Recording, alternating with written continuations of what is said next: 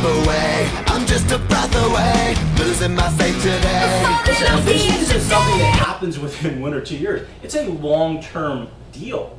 But you have to have one written down. If you don't have a vision written down, then you're really just kind of meandering through this process that we call sales. You have to have a vision written down. So as an example, if you think about, man, I've been wanting to do this and I've been trying to work on this for such a long time, it doesn't really seem to be going, and you think that it's taking you a while to get somewhere, whether it's a goal or a vision, I want you to keep one thing in mind. I'll give you an example of somebody that had a vision that was so powerful to them, so powerful that nothing took them off it. And I want you to think about everything that person went through. And this is a story that hopefully you guys all know. And this kind of should really put in your mind, well, gosh, if they did that, I can definitely do what I need to do. Because it's nothing like that. So to give an example, imagine you were in the middle of a desert. In the middle of a desert. And nobody liked you. As a matter of fact, any other people that you ran across, they would want to kill you because the resources are limited for what's available. Because you're in a what? You're in a desert. And you're going through this desert with the promise that you're going to be able to finally have a place to call home.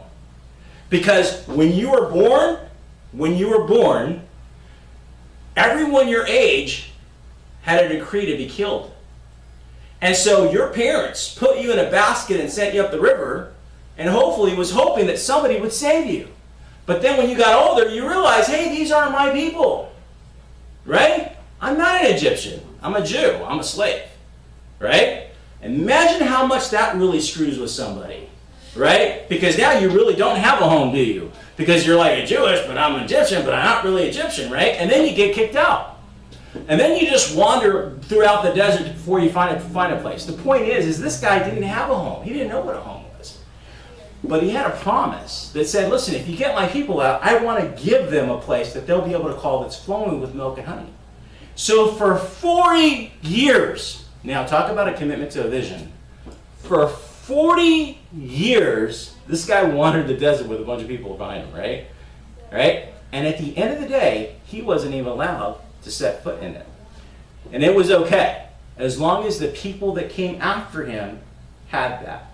So I use that as an example so that you understand that the next time you are going for a goal, the next time you are going for a vision, and you start thinking to yourself, you start what I call stinking thinking, because it all happens to everybody. I don't care who you are. Everybody gets stinking thinking. The trick is to catch it before it seeps in. Well, I'm not going to let stinking thinking, because, man, I'm not wandering the desert for 40 years with the hope of a place to call home. I have a home. I have a car.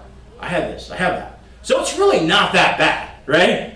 I just know I need to do what I need to do to have a better tomorrow, right? Does that make sense? I am just a man, not superhuman. I'm not superhuman. Someone save me from the hate. It's just another war.